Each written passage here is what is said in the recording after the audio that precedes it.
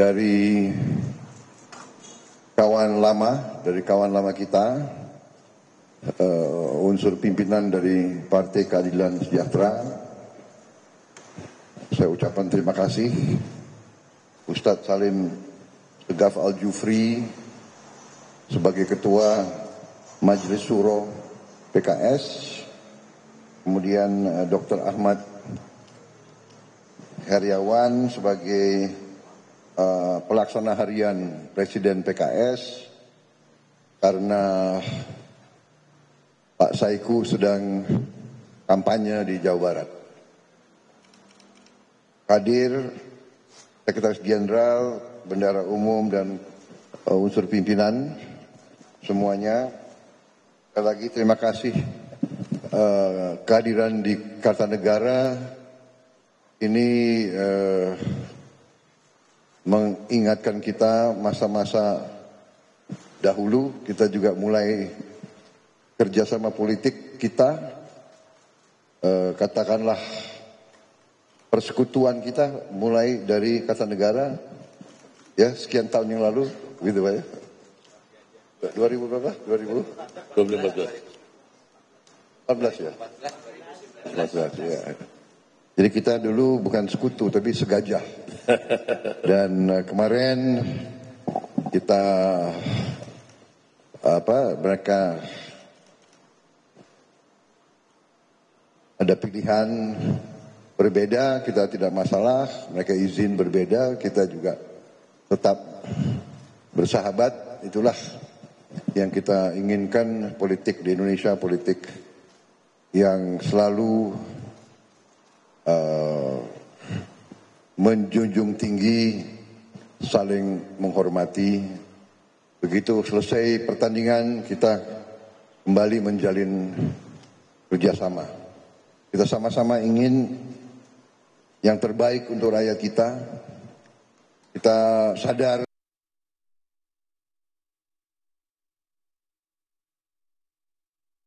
politik harus sadar, harus paham kewajiban kita yang mendahulukan dan mengutamakan kepentingan rakyat kita. Dan karena itu setiap upaya menjalin kerjasama adalah sesuatu yang sangat kita hargai dan junjung tinggi. Dan saya sangat terima kasih kehadiran kawan-kawan kita dipimpin langsung oleh Ustadz Salim, langsung Ketua Majelis Syuronya, sahabat lama kita.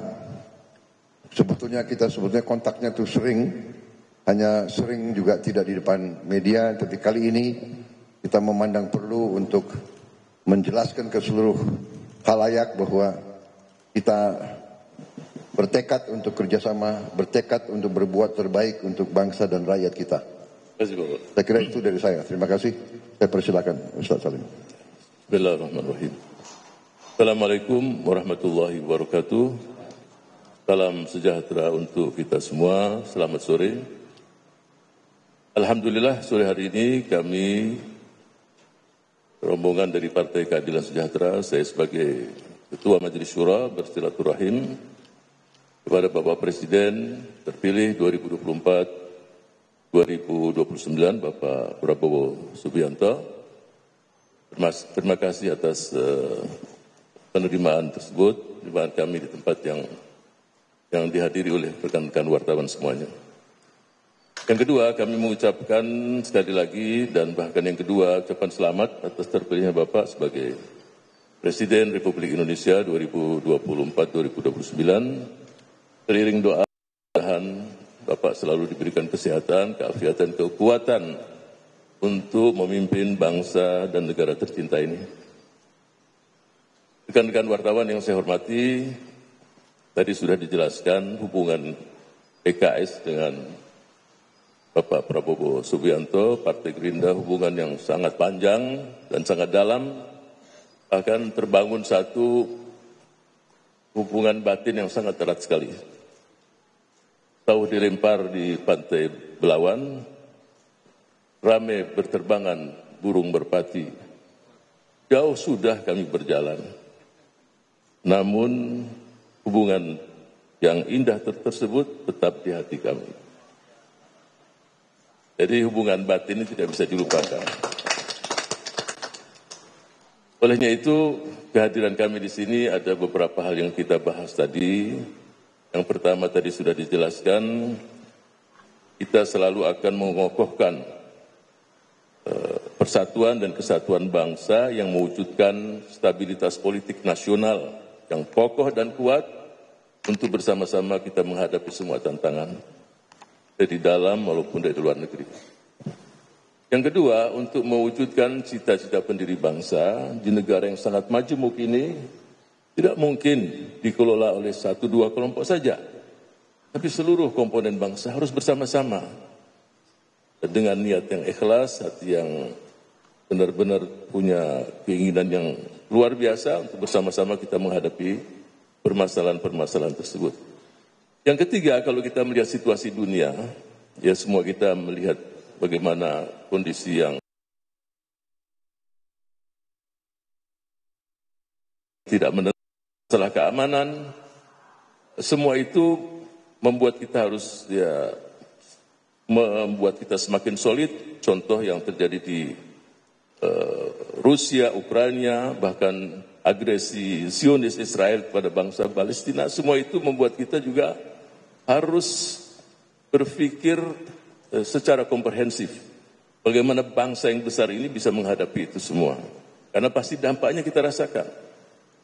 Dan yang terakhir, kita sebagai bangsa besar secara teritorial, secara penduduk, secara kekayaan alam, ya kita ingin bangsa kita ini jadi leader di kawasan, pemimpin di kawasan.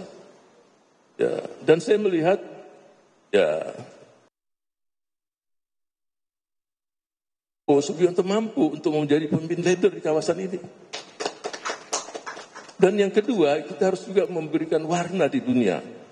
Dalam arti ya peperangan yang terjadi. Dan kita tahu salah satu tujuan terbentuknya negara Kesatuan Republik Indonesia ikut dalam ketertiban, menertibkan dunia ini. Apalagi kalau sampai terjadi ya kedamaian di sekian banyak titik di dunia ini. Bahkan yang kita berharap agar juga bangsa ini bekerja keras untuk mewujudkan kemerdekaan saudara-saudara kita di Palestina. Dan itu sudah ada dalam konstitusi kita. Nah, kalau itu terwujud, saya yakin juga negeri yang sama-sama kita cinta ini tidak akan dilupakan oleh bangsa Palestina. Mereka punya hak untuk meraih kemerdekaan. Sebagaimana ketika kita merdeka, merekalah yang pertama memberikan apresiasi, bahkan menerima kemerdekaan bangsa Indonesia. Jadi itulah semua yang membuat kita semangat untuk bersama-sama bergabung dalam pemerintahan Bapak Presiden Pak Prabowo Subianto. Itulah yang kita inginkan, karena semua ini alasan yang kuat kita bergabung di pemerintahan Bapak Prabowo Subianto. Olehnya itu, sebagai penutup saya akan memberikan satu pantun, Bapak. Kalau tak ada kapal pinisi, manalah sanggup kita arungi dunia. Kalaulah kami tidak berkoalisi, manalah sanggup majukan bangsa. Nah itu. Jadi kita berkoalisi, insya Allah kita akan majukan bangsa Indonesia mencapai cita-citanya. Terima kasih. Assalamualaikum warahmatullahi wabarakatuh. Saya hanya punya satu pantun untuk PKS. 1, 2 cempaka biru, 3, 4 dalam jambangan. Kalau mendapat kawan baru, kawan lama dilupa jangan.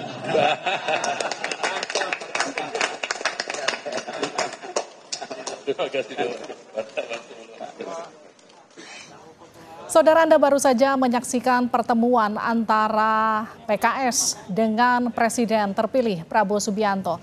Tadi kita sudah saksikan bersama pernyataan dari Ketua Majelis Syuro PKS Salim Segaf Al-Jufri yang menyatakan soal koalisi antara PKS dengan pemerintahan terpilih. Susah ya tanyanya.